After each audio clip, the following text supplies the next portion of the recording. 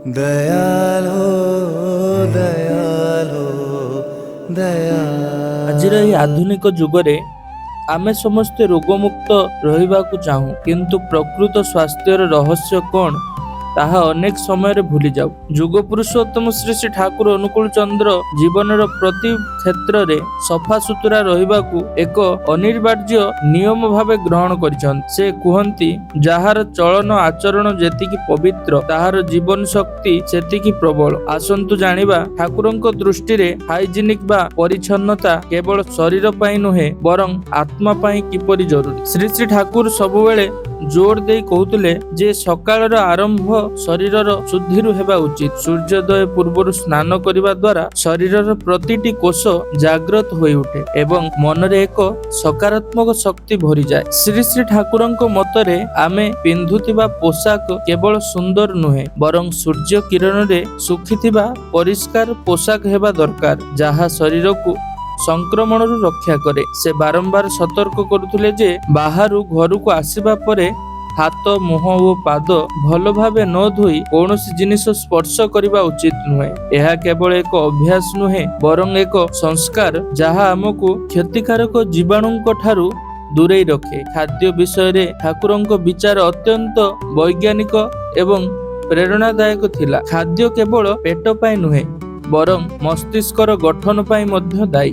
ସେଥିପାଇଁ ରୋଷେଇ ଘର ଏକ ମନ୍ଦିର ଭଳି ପବିତ୍ର ରହିବା ଉଚିତ। ସୁଷମ ଓ ସାତ୍ତ୍ୱିକ ଆହାର ଯାହା ପରିଚ୍ଛନ୍ନ ଭାବେ ପ୍ରସ୍ତୁତ ହୋଇଥିବ ତାହା ମଣିଷକୁ ଦୀର୍ଘାୟୁ କରିଥାଏ। ଠାକୁର କହୁଥିଲେ ଯେ ଅସଂଯମିତ ଖାଦ୍ୟପେୟ ଓ ଅପରିଷ୍କାର ପରିବେଶ ମଣିଷର ଚିନ୍ତାଧାରାକୁ ମଧ୍ୟ କଳୁଷିତ କରିଦିଏ। ତେଣୁ ଘର ଭିତରେ ଏବଂ ବାହାରୁ ସଫା ରଖିବା ସହିତ ତୁଳସୀ ଭଳି ଔଷଧୀୟ ଗଛ ଲଗାଇବାକୁ ସେ ପରାମର୍ଶ ଦେଇଥିଲେ, ଯାହା ଦ୍ୱାରା ଆମେ ନିଶ୍ୱାସ ନେଉଥିବା ବାୟୁ ମଧ୍ୟ ଶୁଦ୍ଧି ରହିବ। କେବଳ ବାହାରର ସଫେଇ ନୁହେଁ, ଶ୍ରୀ ଶ୍ରୀ ଠାକୁର ଭାବ ସଦାଚାର ଉପରେ ସବୁଠାରୁ ଅଧିକ ଗୁରୁତ୍ୱ ଦେଉଥିଲେ। ମନ ଭିତରେ ଥିବା ଈର୍ଷା, ଅହଙ୍କାର ଓ କୁଚିନ୍ତା ହେଉଛି ମନର ମଇଳା। କୌଣସି ଶରୀର ପାଇଁ ଜଳ ଦରକାର, ସେହିପରି ମନର ଶୁଦ୍ଧତା ପାଇଁ ନାମ ଓ ଧ୍ୟାନ ଅତ୍ୟନ୍ତ ଆବଶ୍ୟକ। ଯେତେବେଳେ ମନ ଶୁଦ୍ଧି ରହେ ସେତେବେଳେ ମଣିଷର ଆତ୍ମବିଶ୍ୱାସ ବଢ଼େ ଏବଂ ସେ ସବୁ ପ୍ରକାର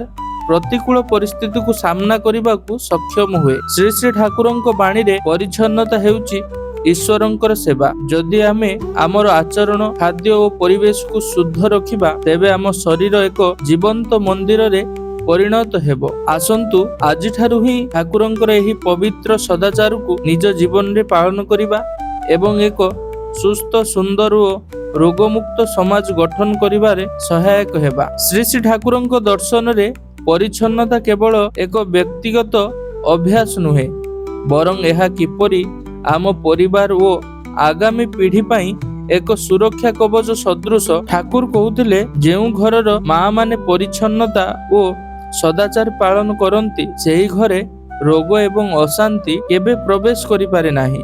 ଆମେ ଅନେକ ସମୟରେ ବାହାରୁ ଆସି ସେହି ପୋଷାକରେ ଶୋଇପଡ଼ୁ କିମ୍ବା ରୋଷେଇ ଘରକୁ ଚାଲିଯାଉ, କିନ୍ତୁ ଠାକୁର ଏହାକୁ ଅତ୍ୟନ୍ତ କଠୋର ଭାବେ ବାରଣ କରିଥିଲେ।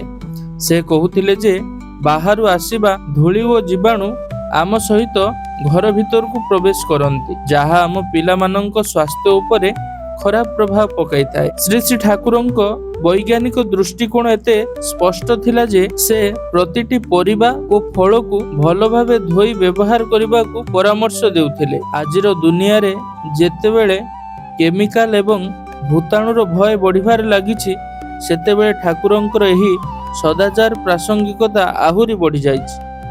ଠାକୁର ଆଉ ଏକ ଗୁରୁତ୍ୱପୂର୍ଣ୍ଣ କଥା କହୁଥିଲେ, ତାହା ହେଉଛି ଉଚ୍ଛିଷ୍ଟ ବା ଅଇଁଠା ସଂଯମତା। ସେ କହୁଥିଲେ, ଜଣଙ୍କର ଅଇଁଠା ଅନ୍ୟ ଜଣେ ଖାଇବା ଦ୍ୱାରା ବହୁତ ସହଜରେ ରୋଗ ବ୍ୟାପିଥାଏ। ଏହା କେବଳ ଶାରୀରିକ ନୁହେଁ ବରଂ ମାନସିକ ସ୍ତରରେ ମଧ୍ୟ ଜଣଙ୍କର କୁପ୍ରଭାବ ଅନ୍ୟ ଜଣଙ୍କ ଉପରେ ଯାଇଥାଏ। ପରିଚ୍ଛନ୍ନତାର ଏହି ସୂକ୍ଷ୍ମ ନିୟମ ଗୁଡ଼ିକୁ ଆମକୁ ଶୃଙ୍ଖଳିତ କରେ। ଯେତେବେଳେ ଆମେ ଖାଇବା ପୂର୍ବରୁ ଏବଂ ପରେ ଭଲ ଭାବେ ହାତ ଧୋଉ ସେତେବେଳେ ଆମେ କେବଳ ଜୀବାଣୁକୁ ମାରୁନାହୁଁ ବରଂ ଅନ୍ନ ପ୍ରତି ସମ୍ମାନ ମଧ୍ୟ ପ୍ରଦର୍ଶନ କରୁ। ଏହା ବ୍ୟତୀତ ଠାକୁର ପରିବେଶର ସ୍ୱଚ୍ଛତା ଉପରେ ବହୁ ଜୋର ଦେଉଥିଲେ। ସେ ଚାହୁଁଥିଲେ ଯେ ପ୍ରତିଟି ସତ୍ସଙ୍ଗୀଙ୍କ ଘରେ ଚାରିପାଖ ନନ୍ଦନକାନନ ପରି ସୁନ୍ଦର ଏବଂ ପରିଷ୍କାର ହେଉ। ସଫା ଅଗଣା ଏବଂ ଗଛଲତା ପୂର୍ଣ୍ଣ ପରିବେଶ ମଣିଷର ଆୟୁ ବଢ଼ାଇଥାଏ। ସେ କହୁଥିଲେ, ଯେଉଁଠି ପବିତ୍ରତା ଥାଏ ସେଠାରେ ହିଁ ଲକ୍ଷ୍ମୀ ବସବାସ କରନ୍ତି। ତେଣୁ ଦାରିଦ୍ର୍ୟ ଦୂର କରିବାକୁ ହେଲେ ଆମକୁ ପ୍ରଥମେ ଆମର ଆଚରଣ ଓ ଆଖପାଖକୁ ସଫା ରଖିବାକୁ ପଡ଼ିବ। ମନେ ରଖନ୍ତୁ, ଶ୍ରୀ ଶ୍ରୀ ଠାକୁରଙ୍କ ପାଇଁ ହାଇଜିନିକ୍ କେବଳ ବିଜ୍ଞାନ ନୁହେଁ, ଏହା ଏକ ଭକ୍ତି। ଯେତେବେଳେ ଆମେ ନିଜକୁ ସଫା ରଖୁ, ଆମେ ପ୍ରକୃତରେ ପ୍ରଭୁଙ୍କ ପ୍ରଦତ୍ତ ଏହି ସୁନ୍ଦର ଶରୀରର ଯତ୍ନ ନେଉ। ଏହି ସଦାଚାରକୁ କେବଳ ନିଜ ପାଖରେ ସୀମିତ ନ ରଖି ନିଜ ପରିବାର ଓ ସମାଜରେ ବ୍ୟାପ୍ତ କରନ୍ତୁ। ଦେଖିବେ ଆପଣଙ୍କ ଘରେ ହସ ଖୁସି ଓ ନିରୋଗ ଜୀବନର ଏକ ନୂଆ ସକାଳ ଆସିବ। ଆଜିର ଏହି ପ୍ରସଙ୍ଗ କ୍ରମେ ଶ୍ରୀ ଶ୍ରୀ ଠାକୁରଙ୍କର ଗୋଟିଏ ବାଣୀ ଅଛି, ଅଚ୍ୟୁତ ସକ୍ରିୟ ଇଷ୍ଟ ଅନୁରାଗୀ ସେବା ଭିତର ଦେଇ ଆଧ୍ୟାତ୍ମିକତାର ଅନୁଶୀଳନ କର।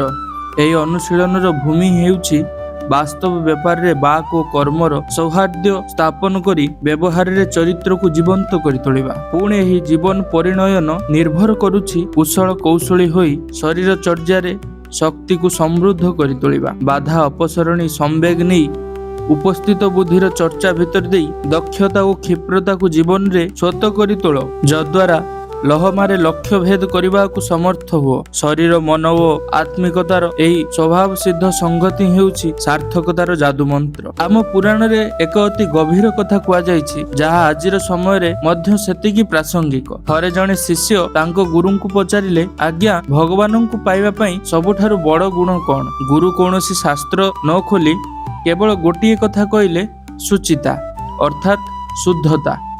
ପୁରାଣ ଅନୁସାରେ ଯେତେବେଳେ ସମୁଦ୍ର ମନ୍ଥନ ହୋଇଥିଲା, ସେଥିରୁ ମାତା ଲକ୍ଷ୍ମୀ ପ୍ରକଟ ହେଲେ।